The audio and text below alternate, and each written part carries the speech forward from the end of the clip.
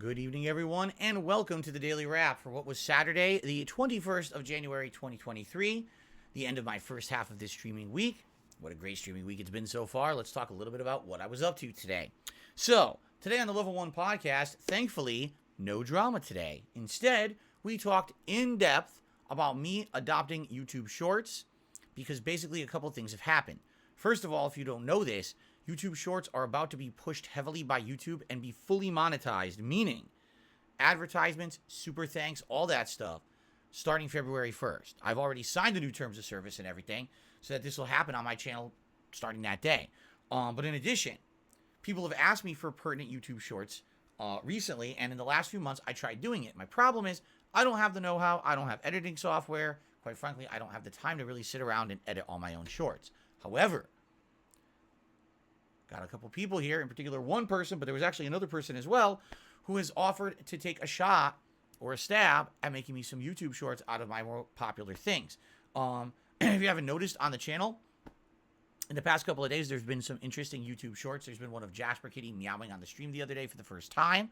Then we had a YouTube Short of an interesting moment from Warzone a couple days ago. And then we had a really cool one for my Resident Evil 1 remake playthrough, and that one went live today. They're kind of doing all right. It's not that they're doing amazingly, but hey, they're getting thousands of views each. So basically, not only are they resonating a little bit with my own audience, but I would like to think that hopefully they are going out and more people are seeing them than just my core audience. Maybe, maybe not. What's happened is some of them in the past, for example, one that I did for Sonic Frontiers went viral. And when it did, it didn't go too wide, but just think of it this way. 29,000 views. That's more than most views I got on any video from 2022, with a few exceptions. So they have potential to go pretty big and bring in some attention to the channel. So that being said, I'm going to be doing more of them.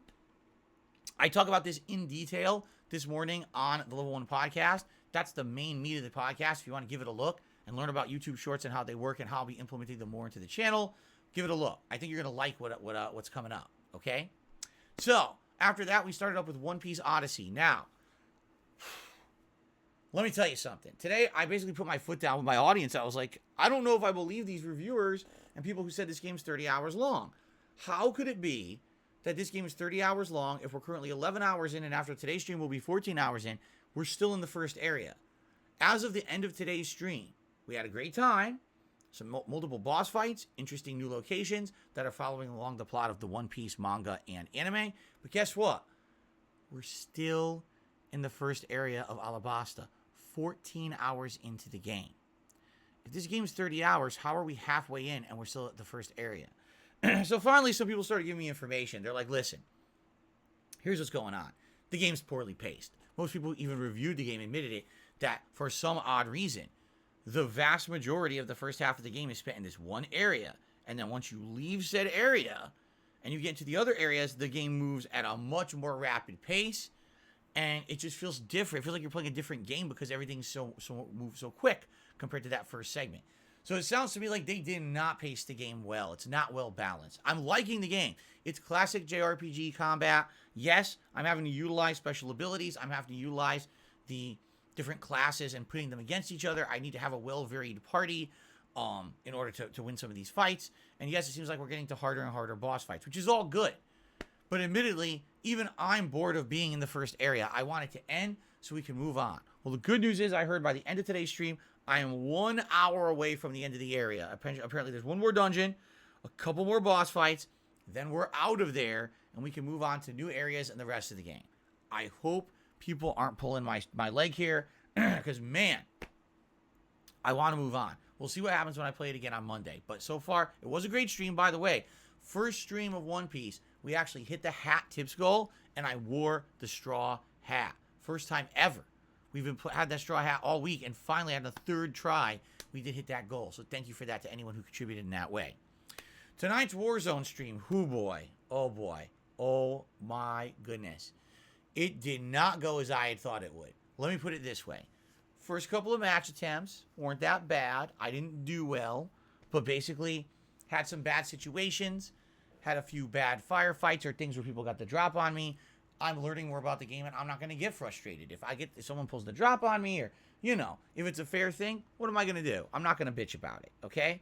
But then, after those first couple attempts, the game servers went haywire. I don't know what happened, but basically everything started glitching out. I started teleporting everywhere, and it did not settle for a good 20 to 25 minutes. So I actually played an entire match in insane lag. Incidentally, it was one of my best placings of the night because the game was so laggy, a bunch of people were dropping. I actually got into firefights, and I was winning firefights in massive lag, teleporting all over the place during the firefights. It was hilarious. Let me put it this way. Some really great hilarity ensued. I was freaking out because it was so crazy. I couldn't even go into houses and stuff. I was teleporting so much. People were laughing their asses off. The animations were glitching. I was sliding through planes like I was on roller skates. I was teleporting up to the plane, then back down to the ground, then up to the plane, back down to the ground again. I've never seen anything like it before. Don't take my word for it. I'm going to upload the videos right now. Check out the first part. I think it would be part 31 of Warzone. You're going to want to check it out. It's some of the zaniest stuff, nuttiest stuff I've ever seen in an online game. Okay? So then when we went into the second half, it had appeared that the servers had solidified, but then they didn't. Then they started acting up again. So basically for the second half, there was 1 or 2 games that were more serious. By the end, it started lagging again, which was frustrating me. Overall, it was a frustrating night because I really wanted to do well. I think the best I did was top 20. All right? But at the same time, people were very, very supportive. They were tipping even though they didn't have to. They were very much supporting the stream because it was so hilarious. They had a great time. Because of that, they contributed to the stream. They knew there was no chance of me hitting bounties when the game was so laggy. Okay? Although, admittedly, I think there's a bounty I'll probably never get again. So, I got a bounty that I would get rewarded for every kill in the gulag. And if I happen to do a double kill in the gulag, I get a big reward. I probably got more kills in the gulag than anywhere else tonight. And I think I double killed 3 times. I'm pretty sure. And there was one time that was really fun. I was pistol whipping the shit out of them. Anyway, give it a look. Tonight's Warzone stuff's good. Will there be YouTube shorts of it? I don't know.